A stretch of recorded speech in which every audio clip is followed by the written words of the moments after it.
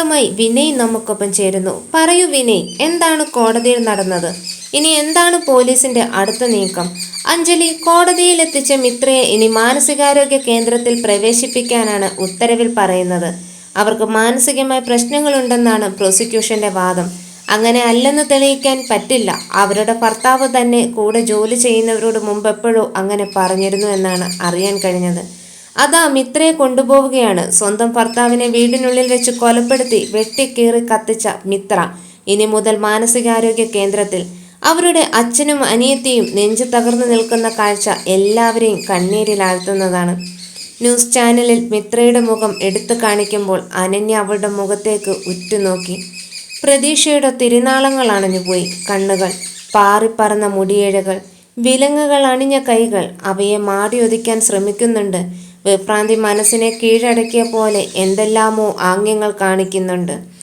അനന്യയുടെ നീർത്തിളക്കം നിറഞ്ഞ കണ്ണിൽ നിന്ന് കണ്ണുനീർത്തുള്ളി ഉരുണ്ടുകൂടി കവിളിലൂടെ പെയ്തിറങ്ങി. വീട്ടിലേക്കെത്തിയിട്ട് അവൾ പതിയെ മുറിയിലേക്ക് നടന്നു. അനന്യ പഴയ ഒരു പെട്ടി കട്ടിലിൻ്റെ അടിയിൽ നിന്നും വലിച്ചെടുത്തു. അതിലെ പൊടിയെല്ലാം തട്ടിക്കളഞ്ഞ് അവൾ പെട്ടി തുറന്നു. അതിനുള്ളിൽ നിന്ന് ഒരു ആൽബം എടുത്ത് മടിയിൽ വെച്ചു. താളുകൾ അതിവേഗം മറിച്ച് ഒരു ഫോട്ടോയിൽ അവളുടെ കണ്ണുകൾ ഉടക്കി. മൈക്കിന് മുന്നിൽ നിൽക്കുന്ന ഒരു ഊർജ്ജസ്വലയായ പെൺകുട്ടി. മിത്ര നീ. അവളുടെ ചുണ്ടുകൾ പിറുപിറുത്ത് ഓർമ്മയിൽ അവളുടെ കൂട്ടുകാരിയുടെ മിത്രയുടെ ചിത്രം തെളിഞ്ഞു വന്നപ്പോൾ അനന്യ കട്ടലിൽ കയറിക്കിടന്ന് കണ്ണുകൾ അടച്ചു. സ്ത്രീകൾക്ക് സ്വപ്നങ്ങളുണ്ട്, ആഗ്രഹങ്ങളുണ്ട്. കല്യാണം എന്ന കയർ കൊണ്ട് ഒരിക്കലും അവരെ കെട്ടിയിടരുത്. അവരും പറക്കട്ടെ ഉയരങ്ങളിലേക്ക്. പ്രസംഗത്തിന്റെ അവസാന ഭാഗം പറഞ്ഞു നിർത്തുമ്പോഴേക്കും അവിടെ കൂടിയിരുന്ന ആളുകളുടെ കൈയടി കൊണ്ടിരുമ്പെന്ന കടൽ പോലെ ആയി തീർന്നിരുന്നു ഓഡിറ്റോറിയം. സന്തോഷത്തോടെ ഇറങ്ങി വരുന്ന മിത്ര. നീണ്ടു മെലിഞ്ഞ ശരീരം, നിതംബം വരെ നീളുന്ന കറുത്തിരണ്ട ചുരുണ്ടുമുടി, ചൊടികളിൽ തത്തിക്കളിക്കുന്ന പുഞ്ചിരി, പഠനത്തിൽ മിടുക്കി. മിത്ര അവളായിരുന്നു കോളേജിലെ താരം. അവൾക്ക് ഒരുപാട് കൂട്ടുകാർ ഒന്നും ഉണ്ടായിരുന്നില്ല. ഒരാളോട് മാത്രം അവൾ എല്ലാം പറയുമായിരുന്നു, അനന്യയോട്. പാവപ്പെട്ട വീട്ടിൽ നിന്നായതുകൊണ്ട് തന്നെ പഠിച്ച് ജോലി വാങ്ങണം എന്നതായിരുന്നു അവളുടെ ലക്ഷ്യം. അവൾക്ക് അച്ഛൻ മാത്രമേ ഉണ്ടായിരുന്നുള്ളൂ. അമ്മ അവൾക്ക് 20 വയസ്സായപ്പോൾ ക്യാൻസർ വന്നു അവരെ വിട്ടുപോയി. ഒരു അനിയത്തിയുണ്ട്. അവളെ പഠിപ്പിച്ച് ഡോക്ടറാക്കാൻ ആണ് അവളുടെ മറ്റൊരു ലക്ഷ്യം. അങ്ങനെ പഠിത്തം കഴിഞ്ഞ് നല്ലൊരു PSC ജോലി സമ്പാദിച്ചു. പിന്നീട് അനിയത്തിയെ MBBS പഠിക്കാൻ ചേർത്തു. അതിനുശേഷമായിരുന്നു കല്യാണം. കാര്യമായി ആഘോഷമൊന്നുമില്ലാതെ ലളിതമായായിരുന്നു കല്യാണം. അതിനുശേഷം അവളുമായി അങ്ങനെ സംസാരിച്ചിട്ടില്ല. അനന്യയുടെ ഈ വിവാഹം കഴിഞ്ഞതിന് ശേഷം അങ്ങനെ നാളുകൾ പോയി. ഒരിക്കൽ മാത്രം മിത്ര വിളിച്ചു, ഒരു തവണ കോളേജിൽ വെച്ച് കാണണമെന്ന് പറയാൻ. പക്ഷെ പോകാൻ തീരുമാനിച്ചപ്പോഴേക്കും ഇല്ല, എനിക്ക് അവളെ കാണാൻ പോകണം, ഒരിക്കൽ മാത്രം. മനസ്സിൻ്റെ താളം തെറ്റിയത് എങ്ങനെയെന്നറിയണം. ആഴ്ച 1 കഴിഞ്ഞു. അനന്യ മിത്രയെ കാണാൻ മാനസികാരോഗ്യ കേന്ദ്രത്തിലെത്തി. കോടതിയിൽ നിന്നും പ്രത്യേകം അനുമതി വാങ്ങിയതിനു ശേഷമാണ് അനന്യ മിത്രയ്ക്കരികിലെത്തിയത്. ഇരുമ്പഴികൾക്ക് പിന്നിൽ നിർജീവമായി കിടക്കുന്ന മിത്ര. അനന്യ ഇരുമ്പഴികൾക്ക് ഇടയിലൂടെ വിളിച്ചു, മിത്ര. ആ വിളി പ്രതീക്ഷിച്ച പോലെ മിത്രയുടെ ചുണ്ടുകളിൽ ഒരു പുഞ്ചിരി വിടർന്നു. വൈകിപ്പോയി. ശാന്തവും വേദനയും കലർന്ന ഒരു നേർത്ത ശബ്ദം മിത്രയുടെ കണ്ടത്തിൽ നിന്നും ഉയർന്നു. ചങ്ങലകൾ കൊണ്ട് ബന്ധിച്ച കാലുകൾ വലിച്ചു വലിച്ച് മിത്ര അനന്യയുടെ അടുത്തേക്ക് നടന്നു. പാദസരങ്ങൾ മുത്തമിടേണ്ട കാലുകളിൽ വിരിഞ്ഞു കെട്ടിയ ചങ്ങലകൾ കാണുകയും അതിൻ്റെ കിലുക്കം കേട്ടപ്പോൾ അനന്യയ്ക്ക് ഓർമ്മയിൽ വന്നത് കിലുക്കാമ്പെട്ടി പോലെ ചിരിക്കുന്ന മിത്രയെ തന്നെയായിരുന്നു. ഒരു ചെറു പുഞ്ചിരി തൂകി മിത്ര അവളുടെ കൈകൾ കൊണ്ട് അനന്യയെ തഴുകി. ഒരുപാട് കാര്യങ്ങൾ നിന്നോട് പറയാനുണ്ടായിരുന്നു. ഇനി ഒന്നും പറയാനില്ല മോളെ. എന്നെങ്കിലും നീ എന്നെ തേടി വരുമ്പോൾ തരാൻ കാത്തുവെച്ച ഒന്ന് മാത്രം എൻ്റെ കയ്യിലുണ്ട്. അത് നിനക്ക് തരാം. നടന്നു പോയി ഒരു ഓരത്ത് വെച്ച ഒരു കുഞ്ഞു പേപ്പർ കഷ്ണം അവളുടെ നേർക്ക് മിത്ര നീട്ടി. അത് വാങ്ങി ഭദ്രമായി ബാഗിൽ വെച്ചിട്ട് അനന്യ മിത്രയുടെ മുഖത്തേക്ക് നോക്കി. ഒന്നും മിണ്ടാതെ ഒരു നോട്ടം മാത്രം തിരികെ നൽകി മിത്ര നടന്നകന്നു. പ്രിയപ്പെട്ട കൂട്ടുകാരിക്ക് മൗനം മാത്രം സമ്മാനിച്ച് പുറത്തെത്തി അത് തുറന്നപ്പോൾ വീട്ടിലേക്ക് പോയി അവളുടെ അലമാരിയിൽ നോക്കാനുള്ള കുറിപ്പായിരുന്നു. അനന്യ വേഗം മിത്രയുടെ വീട്ടിലേക്ക് പോയി. അവളെ പ്രതീക്ഷിച്ച അച്ഛൻ മിത്രയുടെ മുറി തുറന്നു കൊടുത്തു. അലമാരയിൽ നിന്ന് ലോക്കറിൽ വെച്ചൊരു ഡയറി അവൾക്ക് കിട്ടി. ഭദ്രമായി അത് ബാഗിൽ വെച്ച് നിർജീവമായി നിൽക്കുന്ന അച്ഛനെ ഒന്ന് സമാധാനിപ്പിച്ച് അവൾ വീട്ടിലേക്ക് മടങ്ങി. തിരികെ വീട്ടിലേക്കുള്ള ബസ്സിൽ ഇരിക്കുമ്പോൾ 1000 ചോദ്യങ്ങൾ അനന്യയിൽ ഉടലെടുത്തു. വീട്ടിലെത്തി ബാഗിൽ നിന്നും എടുത്ത പുസ്തകം അവൾ തുറന്നു. പ്രഥമ ദൃഷ്ട്യാ ഒരു നോവലാണെന്ന് തോന്നുമെങ്കിലും അതൊരു ഡയറിയായിരുന്നു. ആദ്യ പേജിൽ തന്നെ മിത്ര കുടുംബത്തോടൊപ്പം നിൽക്കുന്ന ഒരു ഫോട്ടോ ആയിരുന്നു അത് അവളുടെ ജീവിതമായിരുന്നു. അനന്യ അറിയാൻ വേണ്ടി മിത്ര എഴുതിയ താളുകൾ. അനന്യ, അല്ല അങ്ങനെയല്ലല്ലോ ഞാൻ നിന്നെ വിളിക്കാറ്, അനു. തിരക്കുകൾ നമ്മെ തമ്മിൽ അകറ്റിയെങ്കിലും മനസ്സിലെന്നും നീ ഉണ്ടായിരുന്നു. നമ്മൾ ചിലവഴിച്ച ഓരോ നിമിഷവും ഞാൻ ഇടയ്ക്കിടയ്ക്ക് ഓർക്കും. ജീവിതം പലപ്പോഴും നമ്മെ കോമാളിയാക്കുമെന്ന് പറയുന്നത് എത്ര ശരിയാണ് അല്ലേ? വയ്യടോ, കുറേയായി സഹനം. ഇപ്പോൾ എന്നെ കൊല്ലുന്നത് പോലെ.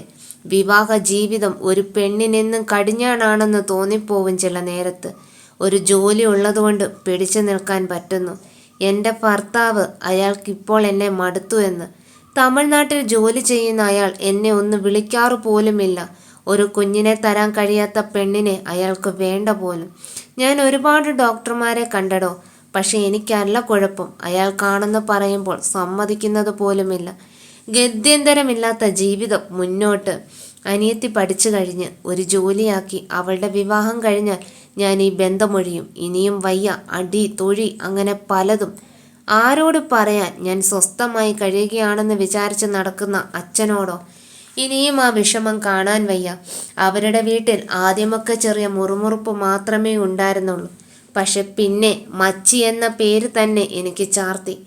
അവരുടെ മകൻ്റെ ജീവിതം ഞാൻ തൊലിച്ചു എന്നാണ് പറയുന്നത്. മദ്യപിക്കുന്നതൊന്നും മറ്റുള്ളവർക്കറിയില്ല. എത്തുന്ന രാവുകളിൽ അസഹ്യമായ ചെയ്തികൾ എന്നിൽ പരീക്ഷിക്കും. വീട്ടിൽ ആരുമില്ലാത്ത സമയത്ത് മറ്റ് സ്ത്രീകളുമായി പോലും.